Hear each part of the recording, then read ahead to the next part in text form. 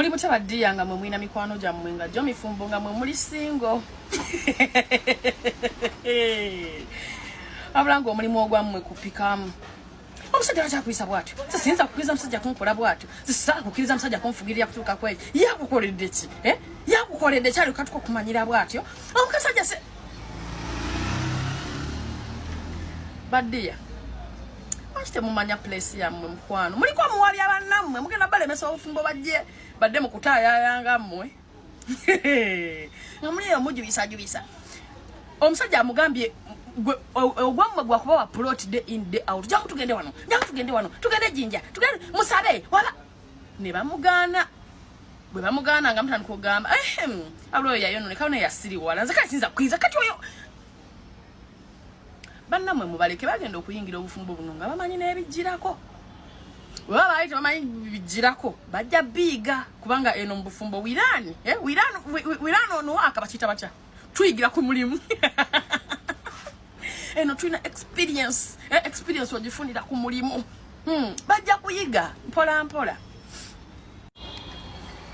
Bannamwe bali eri they're paying for their sins. Basasulira embaga ze baba ko basasulira okwanjula. Muliko mulieno mubali busy.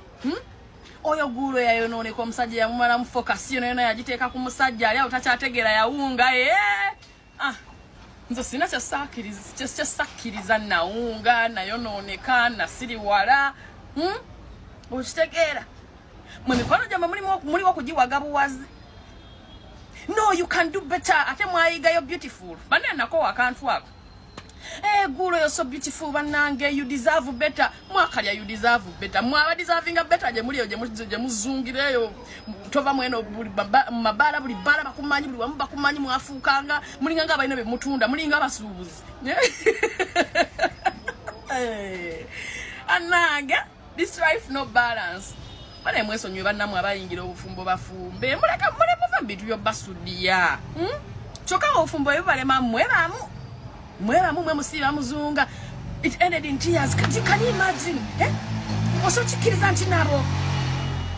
Oso chikiriza nti abo bufumbo bw'abalema. No, auntie, the guy was like this. Okay, you know, okay, the woman was like bajja bage abadia. Bajja basudia. Muleko abwana ba mobuto. Mulemerera obufumbo and keep and just a reminder. Nti bana basajja just bakyusa nti ono mweru ono muddugavu ono naina olubuto.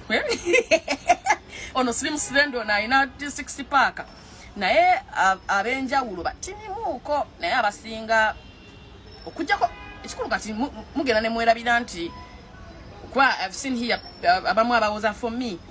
Thank God. But thank God mine is not like that. Well and good. Just hoping you ain't the breadwinner. Nga basajja mwe mubetera musente mwe mwabawasa nga basebo bambi bamuddu awulira bali eyo. But I just know when someone is meant to be a man gwe manyi nti musajja stressing kubanga it's his rules against yours gwoteesa buteesa oba osaba busabi. Otherwise mwabadde wano ne mutaliko misleading bannamwe. For me my man does not do that. For me my man is different from theirs. For me it is okay. I'm just hoping sigwe muteeka musente nga sigwe wamuwasa. However, I'm not saying Tino Tiwali but are different. They are different. I'm not saying Tino everyone is supposed to be in go wange. No, I haven't said that. So anywho, I've had so many people keep telling you Simanyanga, I will move on and move on and move on until I find the right one. Congratulations on your journey. Mujja kuzunga. And just a simple reminder, siri mujali, by the way. Chemunonya mujja chifuna.